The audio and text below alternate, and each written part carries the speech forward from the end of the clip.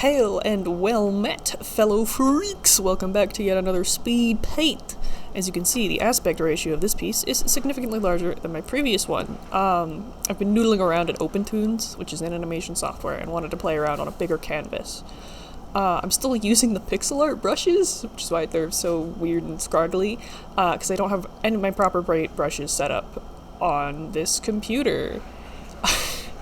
just lends itself to a more flat, cel-shaded look, I think.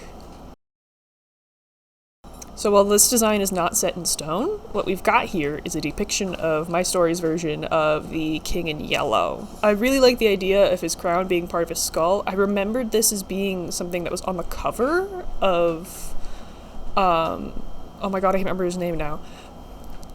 Robert whatever his book, but I looked it up, it's not there. However, if you are familiar with Spirited Away, you probably have noticed the similarities to No Face. That is kind of on purpose. I did have that character in mind when I was designing this, when I was drawing this. But there's not any like thematic connection. I really like No Face's designs and the spooky vibes they have.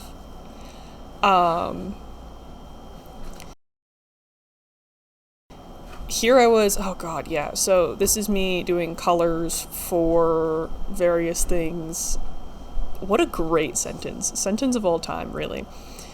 I chose the color for the skin. I wanted it to be the, like, basic design of the King in Yellow is just like a yellow hood, sometimes with like a crown on top, and then just like you can't see the face or the hands or anything, and I took that interpretation and made it so that it was all black. Or a variation on black, so that it always looked like it was in shadow. I guess if you've played Deltarune, it's kind of like Ralsei with his hat on, where a lot of people will draw him as like just being, like he has a magic hat that shades his whole body.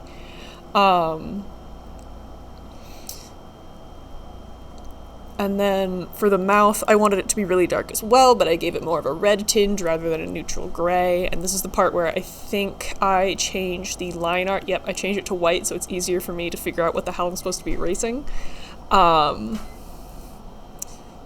Mostly the vibe for this drawing was I want to draw something spooky and cool, and I don't want to think too hard about it. So this would be... The King in Yellow has a whole bunch of, like, lore around him. Lovecraft mentions the King in Yellow and Hastur separately in... I think the first time they're mentioned together is The Whisperer in Darkness. The thing is, he was borrowing from... Jesus, now I can't remember his freaking name. There's a book, a collection of short stories called The King in Yellow. And Lovecraft was borrowing both the King in Yellow and the name Hastur from that book. But the author of that book took the name Hastur from a different short story about a shepherd that I cannot remember the name of right now, who lived up in the mountains and would pray to his god, Hastur, who would, at the shepherd's request, spare the city from drowning, which really compelled me.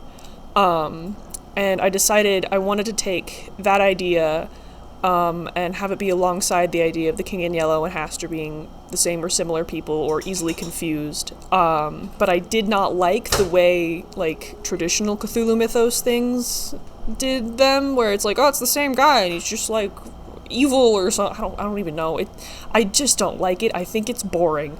So I decided that there were originally, like, two different people, the King and Hastur, and then some shenanigans happened, and now there is the King in Yellow and the Heart of Carcosa. And this is the King in Yellow. He doesn't have a heart, so that's kind of why he's fucked up a little bit. God,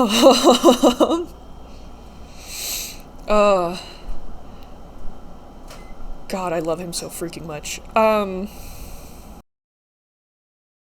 I was kind of worried when I started doing this piece, about the, like, really crunchy, like, scribbly style, but I ended up having a whole lot of fun with, like, the devil may care, who gives a shit about the details vibe. My brain has been mush recently, so it it did me good to not have to worry about everything being super perfect.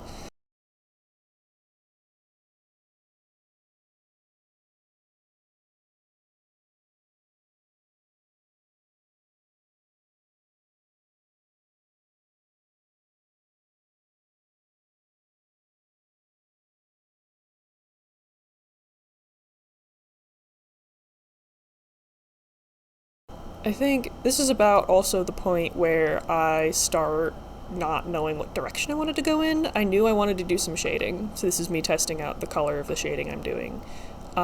Usually when I shade, I pick a color of like the lighting, and then just color the whole thing with that in like a soft. On Fire Packer, I'll do like a soft light because I prefer the way the soft light looks over the multiply. On Clip Studio, I'll usually use multiply though. And this was me blobbing stuff in. We already skipped over it. I had to actually change my tablet controls so that there's like 2 different scroll wheels, and I changed it so the outside one changed my pen size and the inside one did zooming. Yeah, and this was really a trust the process piece. I was struggling so bad with making it look like literally anything. There's actually a point where I take some text and put, "Is this fucking anything?" on screen. And then I remembered I did a piece the other day where I was trying to get into the brain space for plotting out Call of Cthulhu plot. I run a Call of Cthulhu campaign, and I was trying to figure out where I wanted to go next with my players. And so to get into that headspace, I ended up drawing like the spooky tunnel they're going down right now. And I did it in like a really scribbly pencil style that I loved. I loved how spooky it looked. And I ended up borrowing from that to use in this piece. Yeah, here it is.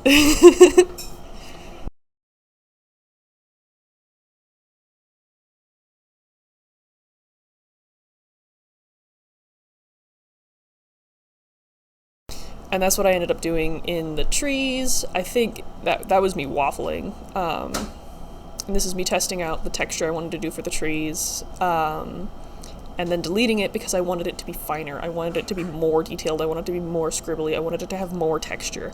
And I thoroughly enjoyed doing this, actually. You can see I made the text go away. That's about when I was like, actually, wait, I'm cooking with this one. Hang on, let me cook. There was an effect I wanted where everything was like really dark and shaded except for the mask. And that did not come through until I added this texture to everything, and I'm so happy that I did because that gave the effect I wanted a lot better than just the flat cell shading. And yeah, I just had a lot of fun scribbling all over this. I don't know if you noticed, but for the actual shading I was doing like an orange-brown color. And then for the scribbles specifically on the foreground, I changed it to a green. I just liked the way the colors meshed better. I'm trying to think of literally anything else. Yeah, this would be... So the Carcosa that I've imagined does have, like, woods and stuff. This would be him haunting the woods, essentially. This would probably actually be near one of the villages. It'd kind of suck to be a villager in Carcosa at this point in time. And yeah, this is the spooky little guy. I showed this to my partner and they said he was unsettling. And my roommate said she didn't know what to think. So, yeah, that's all for this video. This whole drawing took me like an hour and a half, waffling included. And like I said, I'm very happy with how it turned out. I'm planning on doing one speed paint every month or so of me talking about the story that this guy's a part of, so subscribe if you'd like to hear more about that. In any case, I hope you enjoyed the video, and I hope you have a good rest of your time zone. Bye-bye!